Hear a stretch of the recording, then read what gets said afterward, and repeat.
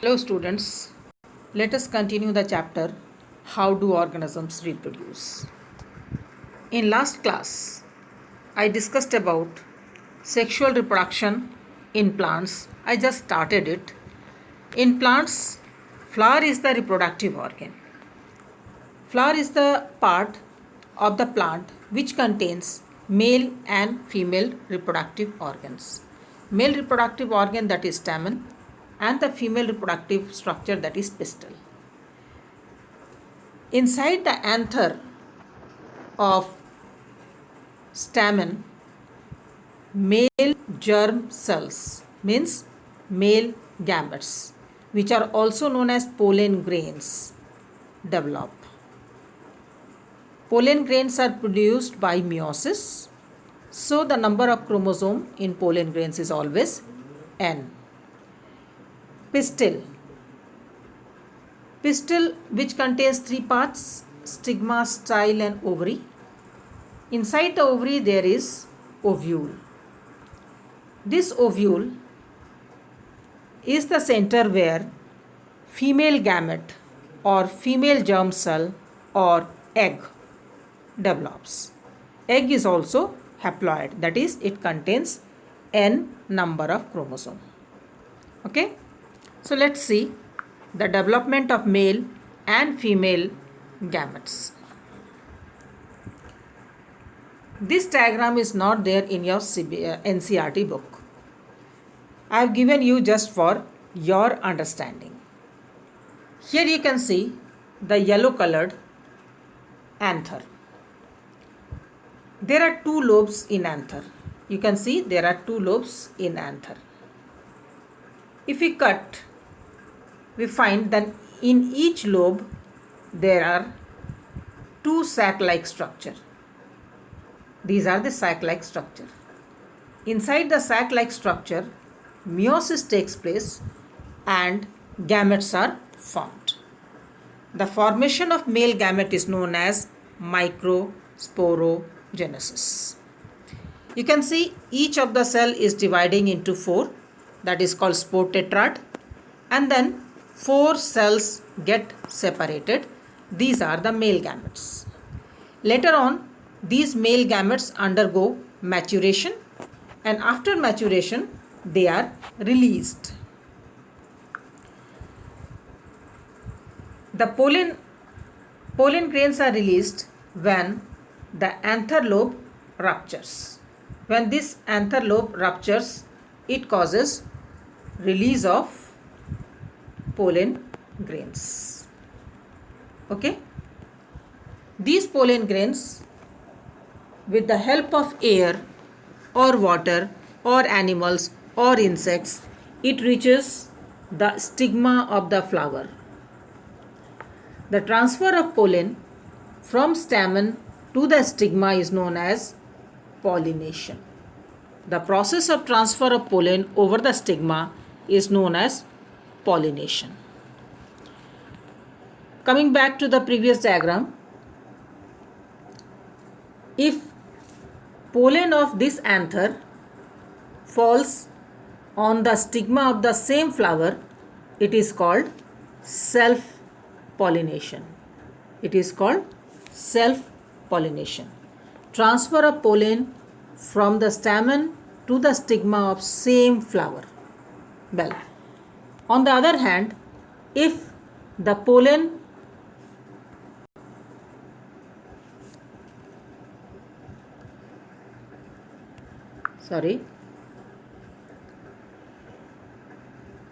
if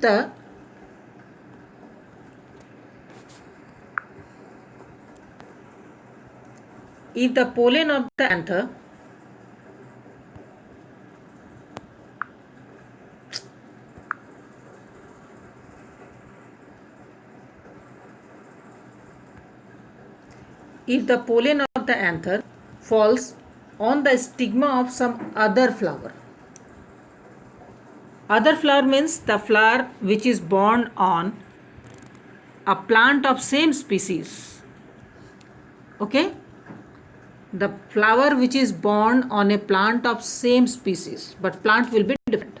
Okay, from one plant to other. pollen of flower of one plant when falls on the stigma of the flower of another plant, that is known as cross pollination. Okay, cross pollination. But remember that has to be of same species.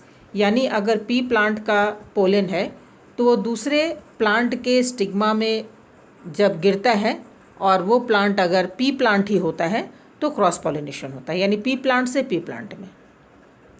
और एक ही plant में अगर एक से ज़्यादा flowers हैं, usually होते हैं एक से ज़्यादा फ्लावर्स, तो उसके एंथर से स्टिग्मा में जब पोलन गिरता है तो ये कहलाता है सेल्फ। ओके, तो ये सेल्फ पॉलिनेशन या क्रॉस पॉलिनेशन। और जिस माध्यम से पोलन ग्रेन का ट्रांसफ़र होता है, which can be air, water, insects, animals, etc., they are known as pollinating agents. So it can be air pollinated, it can be water pollinated, insect pollinated, etc. तो इस तरह से pollen grain जो है वो stigma पर पहुंचता है, as stigma is the part of female organ. Let us see the development of female organ. Female part is made up of the broad ovary,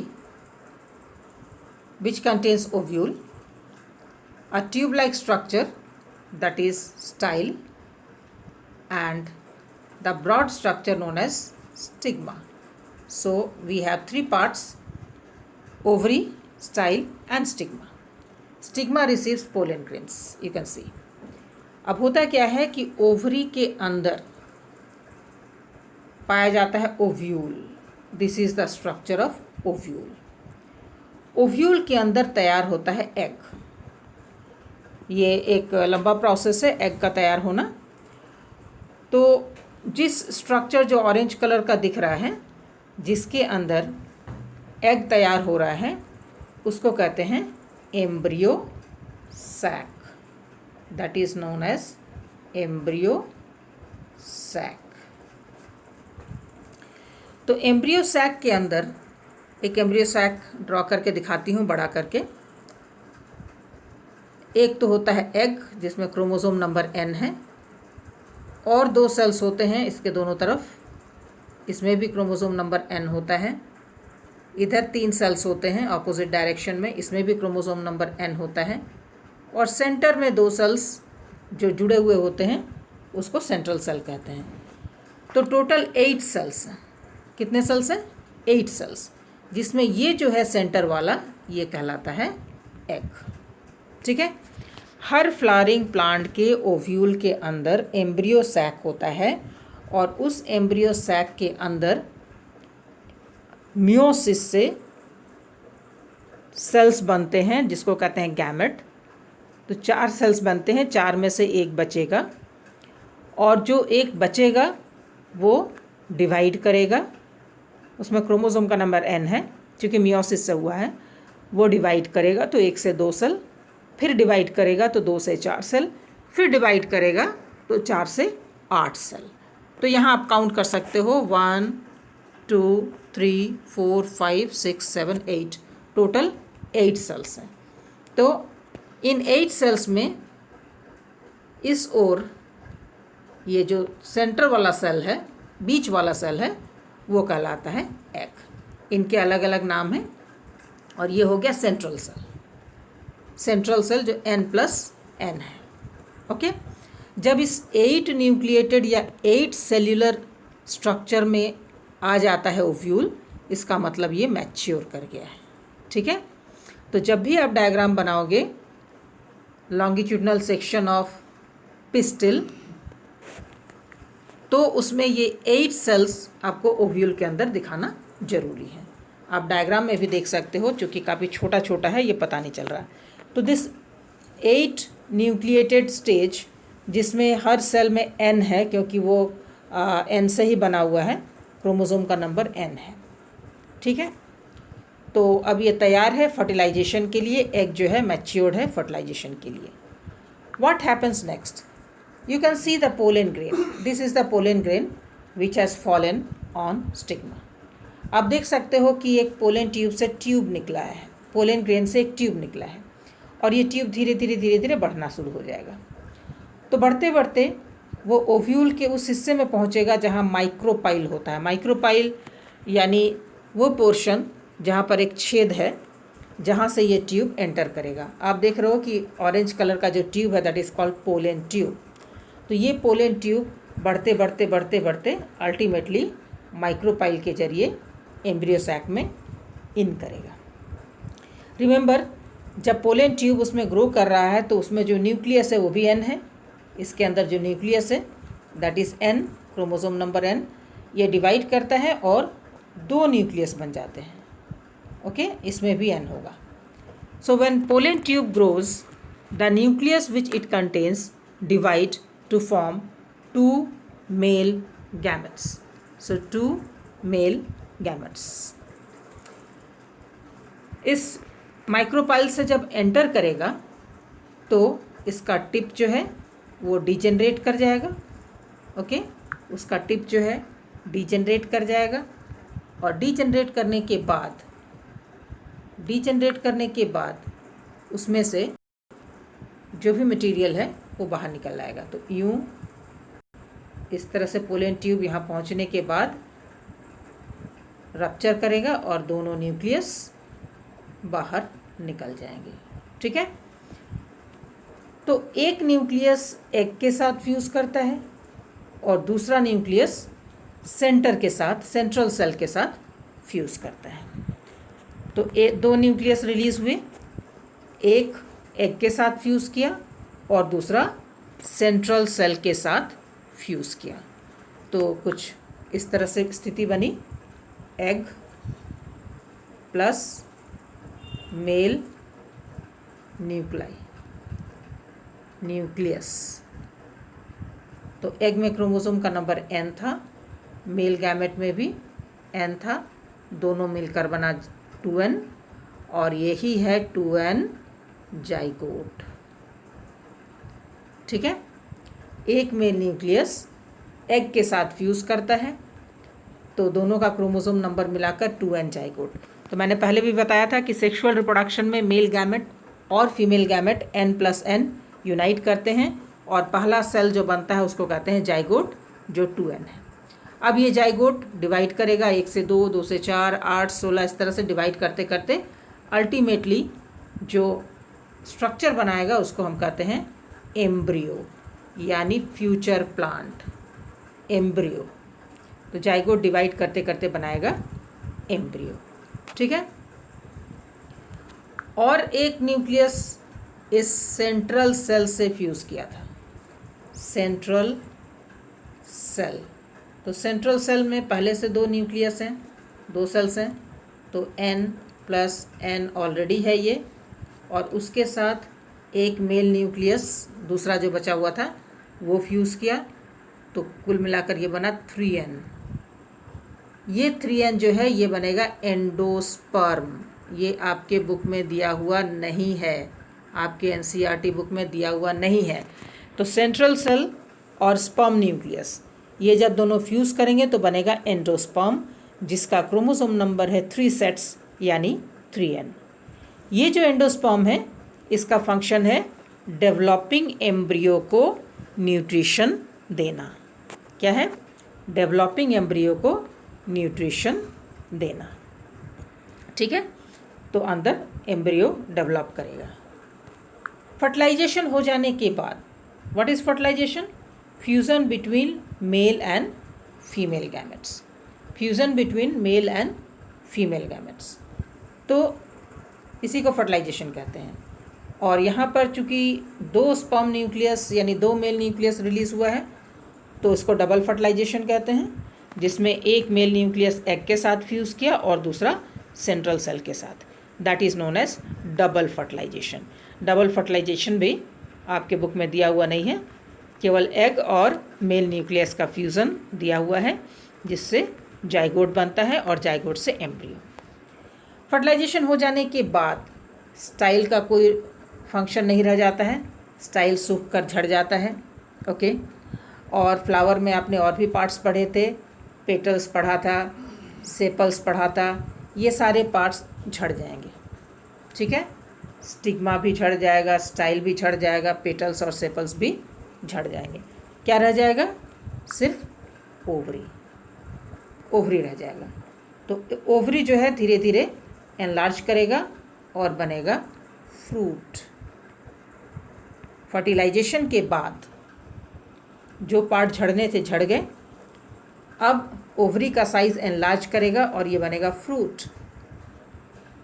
अंदर जो ओव्यूल था उसके चारों तरफ एक टफ वॉल डेवलप करेगा और ये बन जाएगा सीड। और जैसा कि आपको मैंने बताया कि जाइगोट से बनता है एम्ब्रियो, तो सीड के अंदर क्या रहेगा? एम्ब्रियो, जो फ्यूचर प्लांट है। तो किसका क्या बना? ओवरी का बन गया फ्रूट, ओव्यूल का बन गया सीड, उसके चारों तरफ जो कवरिंग्स थे वो टफ हो गए, कड़े हो गए, और उसके अंदर जो एम्ब्रियो है वो सुरक्षित हो गया, जो बाद में जर्मिनेशन करने से छोटा सा प्लांट के रूप में निकलेगा और बड़ा होगा। ठीक है, अब दिखाते हैं एम्ब्रियो कैसा होता है। यहाँ पर सीड, किसी भी डाइकॉट सीड को लेकर के अगर हम सोक कर दें पानी में और हल्का सा प्रेस करें 2 दिन बाद, तो इसके दोनों कोटिलेडॉन अलग हो जाएंगे। आप देख सकते हो कोटिलेडॉन, इसी कोटिलेडॉन में जो एंडोस्पर्म वाला जो फूड है वो स्टोर रहता है। और सेंटर में आप देख रहे हो रेडिकल और प्लूम्यूल। तो प्लूम्यूल जो है वो फ्यूचर शूट है और रेडिकल जो है वो फ्यूचर रूट है, और कोटिलेडॉन जो है वो प्राइमरी लीफ है। चूँकि ये फूड स्टोर करके रखता है, चूँकि ये फूड देता है, इसलिए इसको कहते हैं प्राइमरी लीफ। आप जानते हो फोटोसिंथेसिस में लीफ का फंक्शन क्या है? फूड सप्लाई करना, फूड बनाना। तो जब तक ग्रीन लीफ नहीं निकलता तब तक कोटिलेडॉन फूड सप्लाई करता है, क्योंकि इसके अंदर फूड स्टोर रहता है। So cotyledon is called the primary leaf. तो इस स्ट्रक्चर में आप देख रहे हो कि प्राइमरी लीफ है, फ्यूचर शूट है और फ्यूचर रूट है। अगर आप सीड को भिगो करके 4-5 दिन छोड़ दोगे तो आप देखोगे कि वाइट कलर का निकला रूट, जो रेडिकल से निकला, और कुछ दिनों के बाद निकलेगा प्लूम्यूल यानी शूट। इस तरह से ये एम्ब्रियो है, फ्यूचर प्लांट। और कोटिलेडॉन जो है धीरे धीरे नष्ट हो जाएगा। नष्ट इसलिए होगा कि उसका जमा फूड जो है धीरे धीरे खर्च हो जाएगा, तो वो धीरे धीरे सिकुड़ जाएगा, और जब हरे पत्ते आ जाएंगे, ग्रीन पत्ते आ जाएंगे, तो ये खुद ही अपना फूड खुद बनाएगा by the process of photosynthesis. So germination of seed means development of plumule, development of radical and development of green leaves. इसी को हम कहते हैं सीड जर्मिनेशन, यानी छोटा सा प्लांट बनना। That is how embryo develops. Okay, so what is embryo? Embryo is the structure made up of plumule, radical and cotyledon. तो यहाँ तक आपको पढ़ना है सेक्सुअल रिप्रोडक्शन इन प्लांट्स में। नेक्स्ट डे मैं इस पर नोट्स दूंगी। That's all, thank you.